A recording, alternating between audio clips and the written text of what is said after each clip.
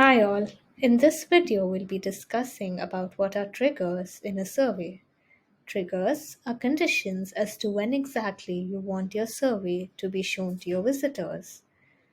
Do you want your survey to be shown to your visitors as soon as they land on a page? Then you can go with the first option when the page loads.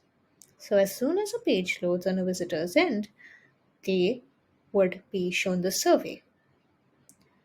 The next option is time spent on a page is greater than a certain seconds. You can accordingly specify the number of seconds from the drop-down. So if a visitor spends more than 90 seconds on the survey URL, then we'll show the survey to such group of visitors. The next condition is time spent in a session. You can go ahead and specify the number of seconds over here.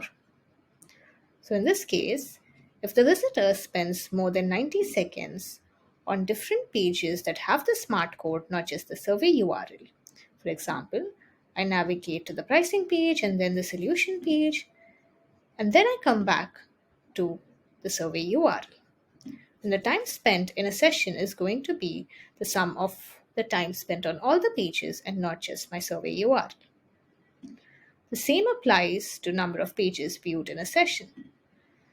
So if the number of pages viewed in a session is greater than the certain interval that you have specified, then we are going to show the survey to such group of visitors. The next condition is when a visitor is trying to close the page. So in this instance, if a visitor moves his cursor really fast towards the close button or outside the viewport, then VWO assumes that the visitor is trying to close the page. So if I move my cursor really fast towards the close button, you can see that the survey appears here. So this exit intent would only work for the desktop traffic as there's no way of recording the cursor movement in mobile group of visitors. If the visitor is trying to scroll more than a certain pixels from the top, so if you want to record the scrolling behavior of your visitors and accordingly display the survey to such group of visitors, you can specify the pixels here.